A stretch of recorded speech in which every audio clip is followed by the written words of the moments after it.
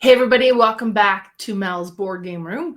So I got a couple of games from Circle J Games and I'm just going to show you how to play one of them. So let me show you. The first, so I ordered two. I got Falconry. I'm not going to be talking about this one today. I actually haven't played this one just yet, but it does look really interesting. So I'll be sure to get it to the table soon. But today we're talking about Quiltable. So I have played this one a couple of times now. I really like the theme of it, and the gameplay was even better than I expected. So let me show you how it works. It's all a bunch of cards that we're gonna have. Ooh, I'm gonna make a mess of this first here. So this is just the turn reference that you have, so a little player aid. You can take up to 2 action on your turn. One can either be to plan, which means you're going to collect a tile that's going to be providing like end of game scoring. Or you can choose 2 to 3 tiles that are touching each other from the center of the table to add to your own quilt. Or you can return 1 to 4 tiles from your quilt back to the center of the table because things change. And then on the back here, it shows you the scoring reference and how you're going to score the game. So each tile has a value. You'll be scoring the value of the tile for placing it in your quilt. Then if you complete a full 4x4, you're going to get a bonus 5 points. And depending on the scoring tiles you've selected, you would get to score that tile as well. If you're able to create a mirror, like if you fold one side to the other and the tiles mirror each other, then you would get a bonus 15 points. This is a type of points that I don't even think about. I'm so completely caught up in playing the game that I don't. This doesn't cross my mind at all. And the other one I'll show you is if you make connections, you would score 3 points per connection as well. And that's easier said than done. So we'll put that here. These are just kind of starting player. There's a couple of them. And we have the tiles. You also have your starting players. You're going to be able to pick and have a special ability. And they're double-sided, so there's 10 different players that you could start with. And it kind of says once per turn for one action, you can, and I believe this one is you can flip a tile from its scoring side into its quilt side to add to your quilt.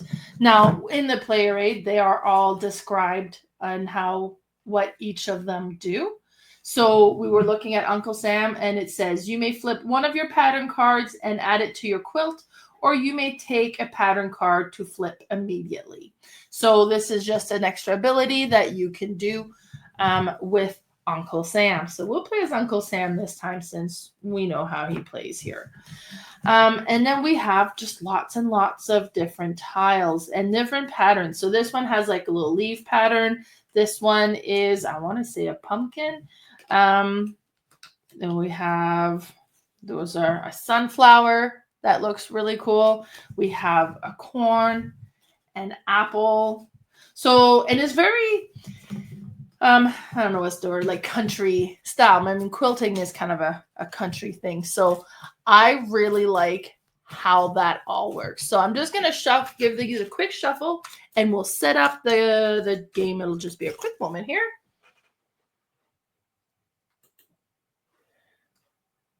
So depending with the number of players, how many tiles you're going to be playing. So 1 to 2, you would have 48. 3 players, you would play with 72.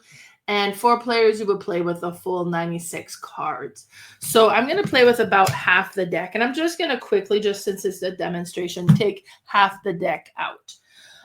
What's going to happen is one side is a scoring tile. On the other side, it's the quilt pattern.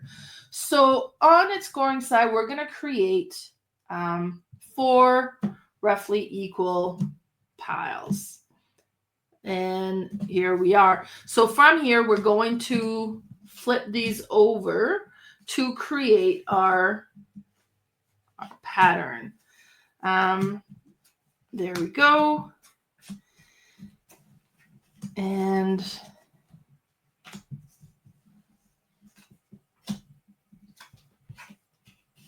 There we are. Okay, so we've got the pattern. On our turn, following the, we're not the scoring, but at the turn reference. So I could take one of these scoring tiles and add them to my, it wouldn't go in my quilt, it would go on the side for scoring the quilt. So this one would give me 6 points if I have 3 different tiles touching the corner of a pumpkin patch. So all 3 different tiles. Now one of them could be a pumpkin, but as long as what's surrounding it is different, that would give me 6 points. This one would give me 6 points if I'm able to do a 3x3 and have those 2 corners matching and these other 2 different from those as well and different from each other. In the top here, you'll notice that shows you what pattern is on the other side. So we have a pumpkin, and this would give us 6 points if we can duplicate this pattern. All right, and this one we have 3 points if we have 2 pies side by side, which we have here, so that would be not too difficult to collect. And then we have 3 points for every acorn and leaf side by side. So I'm doing 2 actions, so I would collect these 3. Now, one thing when you collect and you add them to your quilt, you must maintain, and I'm just going to move and start my quilt over here. You must maintain the order that you pick things up in, unless you have an ability to do differently. So that would be my first action. And these would refill automatically. So that's one thing I kind of got a little bit concerned here because I want this scoring tile. And had I not paid attention and taking something, this would have flipped and become a quilt tiles instead of a scoring tile. And I wouldn't have been able to create the pattern I have here. Now, one other thing with Uncle Sam that he can do, as I mentioned, is as an action, once per turn, for one action, I could take one of these and take it directly into a thing. Or I could have taken one that I've already selected and collected and add it to my quilt as well. So give me a little bit more. But I'm going to take this one and put this on the side to score this at the end of the game. So now you'll notice I have created this pattern of the 2 side-by-side pies, so I would score 3 points. Now, if I was to take another pie here and create this, I wouldn't get to score this twice because these have already been used for this pattern, but I could utilize it for this one as well. Like you can use the same tiles for a different scoring tile, not for the same one. So that was my first action here. Let's see, what else do I want to do? I also like leaves. So you know what? I will collect this one for my next one, and then I would take these 3. And I'll say these 3 because now I have the leaf pumpkin pattern. And I'm adding to my pies in hope. Oh, I forgot. I collected this one already. So I'm adding it to my pies so I can hopefully create more pie patterns. Okay, and now we refill. So this constantly changes. And this is what we have. So I have another pumpkin leaf thing here that I could try to recreate. So I'm going to take those and add this here. So I am got the leaf pumpkin pattern a couple of times here. So I'm hoping to score on that. This is going to refill. And then let's see, do I have, you know what? This one would be great as well because I get the 2 pumpkins and I do have that at least once. So I will take this one also. And I'm like, obviously, I'm just keep taking turns. I'm not playing with another player just to kind of show you. I don't like this game does play solo. I'm not sure what the solo rules are. I'm just showing you how it works. Just because I don't normally play games solo, so I wasn't too concerned about that. Okay, so I have a lot of leaves that I might like that with. Acorn, apples. No, that doesn't really suit me too much. I would like more pumpkins. And I've got 2 pumpkins here. It's gonna be a little tricky to try to get them. You know what? Here's what I'm gonna do. I'm gonna take these. Now I have to maintain the pattern, so I'm going off screen a little bit here. But I have, let me shift things around a bit just to show you what I'm doing. So I cannot add, let's say I cannot add by the corner. It has to share a side. But since I'm creating a 4x4, I can kind of create an odd shape and then fill it out afterwards.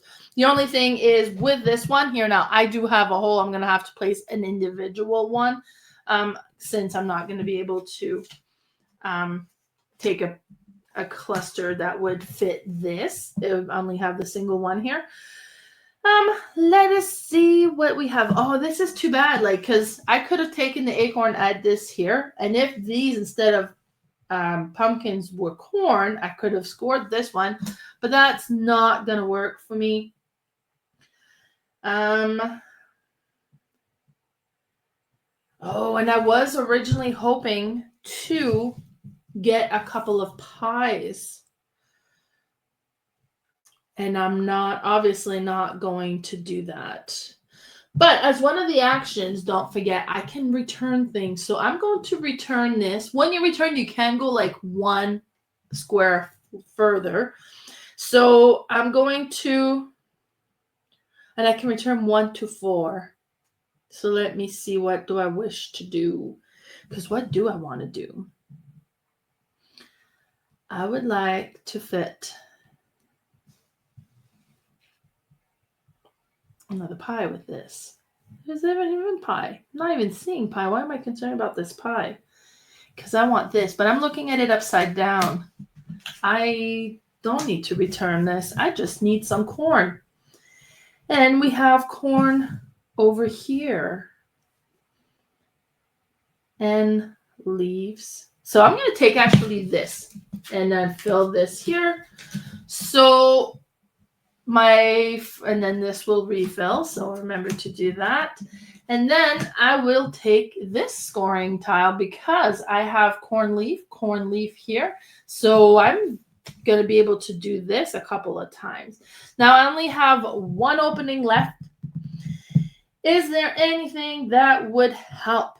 I have a pumpkin. A leaf would be helpful here. Unfortunately, there is a leaf there.